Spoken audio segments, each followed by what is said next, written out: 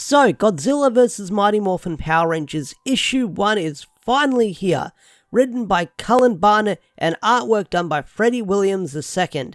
And I gotta say, I am loving this comic right away. As soon as I started reading it, it made a strong impression of me, and I can't wait to keep reading more of this comic throughout the next couple of months as this mini-series goes on, because two iconic things are facing off. I nearly said creatures, but two iconic franchises are facing off in this comic. Godzilla, the King of Monsters, the Mighty Morphin Power Rangers. Who is going to come out on top in this comic book? We'll have to keep reading and find out. So if there's one thing I want to praise, it's the artwork. The artwork in this comic looks great. It looks amazing. There's one small nitpick I've got with it, but that's not going to bother me too much. I mean, it's an artist's choice with how you want to draw the Rangers, and I'll get to it in a bit, but the artwork looks freaking amazing for characters like Rita, Godzilla, Goldar, and all the other minions. They look like they're drawn really great in this art style, with how they colored and shaded and stuff like that. They look freaking amazing. Not only that, the locations they use for this comic look great as well, with how dark and gloomy they look, with the lighting and the destruction going on in the background. And then when you have characters like Godzilla fighting, you've got lightning striking down, and sort of the whole atmosphere sells the battle going on right now between these two iconic franchises. So the artwork for this comic is really great. Now, what's my nitpick? My nitpick isn't nothing too serious. It's just the Rangers look like they're meant to be drawn really buff here when they morph. Like, I get it, they get superpowers when they morph, but some of the characters look overly jacked in their morphed form for this comic, and it's not going to bother me, but it's very noticeable. Like, Billy looks like he's been lifting gains when he morphs.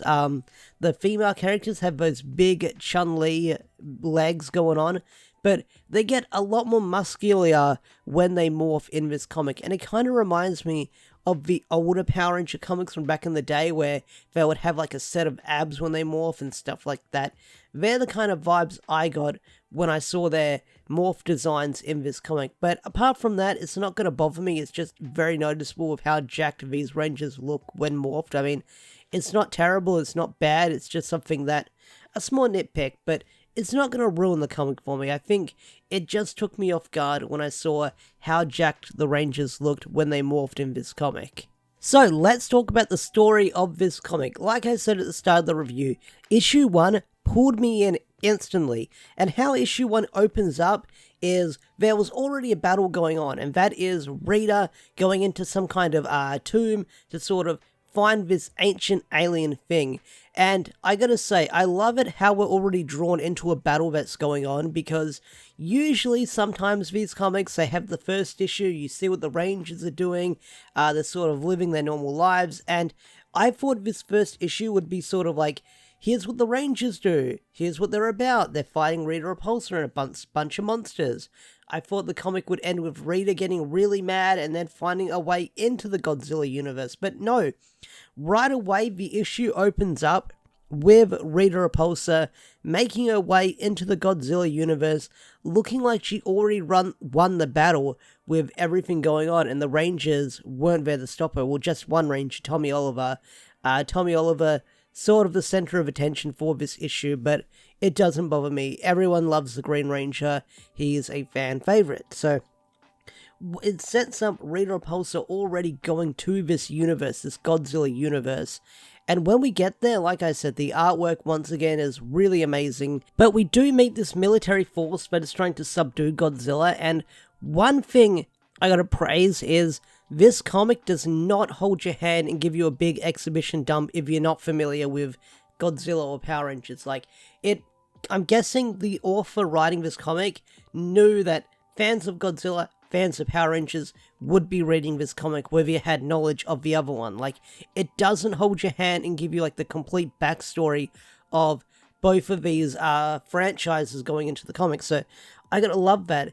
But one thing that I gotta praise, and this took me by surprise, is there is barely any Rangers in the first issue, which is crazy. Tommy's in it, you have the Dragon Zord fight Godzilla. The other Rangers are in it, but that's when they find out that Tommy's missing and he's in the Godzilla dimension, in the alternate universe of Angel Grove.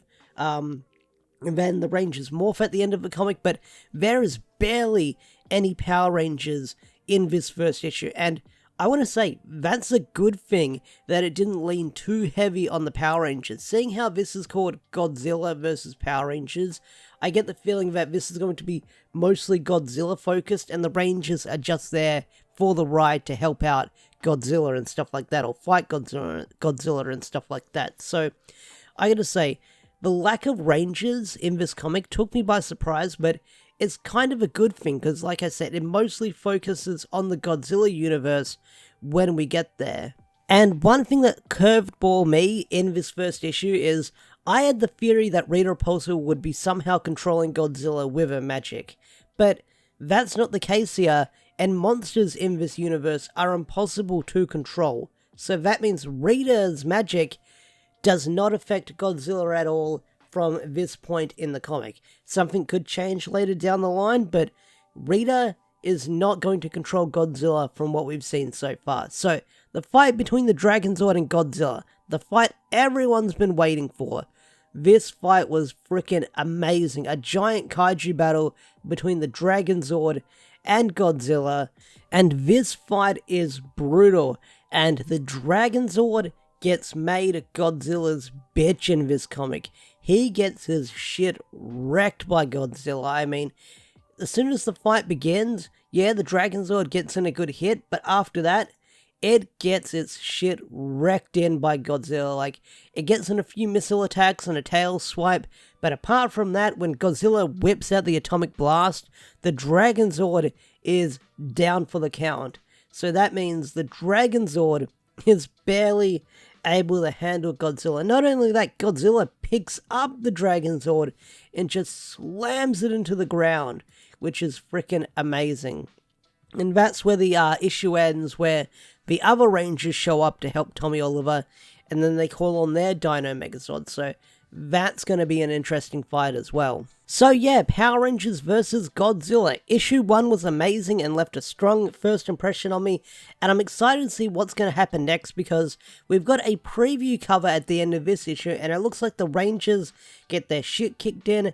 There's this mysterious lady standing over Tommy, and it looks like that Rita Repulsa will be teaming up with this military force, because they're probably going to think she's the good guy here, she's here to help, and the Rangers are the bad guys, so you're going to have the Rangers facing off against this military force, and then you've got Godzilla getting involved as well. It looks like all this crazy shit is going to happen in this comic, and I cannot wait.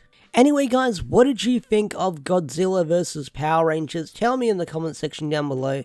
I'd love to hear your thoughts and opinions.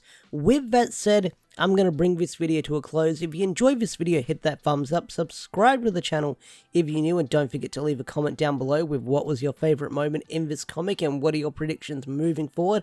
I'd love to hear them. Special thanks to all the members such as Swaggerthorn, Andrew McCoyle, and the Power Bunny, who's a $30 member. If you want to get your name shouted out like these guys over here, hit the join button or become a Patreon supporter for special perks and stuff like that on the channel.